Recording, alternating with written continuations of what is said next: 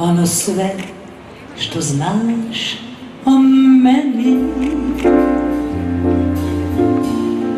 To je stvarno tako malo. Publika je dobra, volim doći u Zadar. Tu sam, volim ga i ljeti i zimi i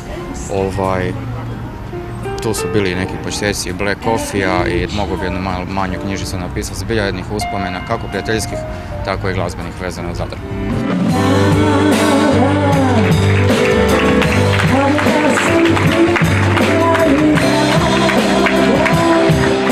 Prostor u kome pjevaš, okolina, vrst koncerta i na to sam moj čitav život gledala. Nisam nikad išla na neke strašno velike stvari, a zapravo su neke stvari u svojoj malenkosti ispale velike.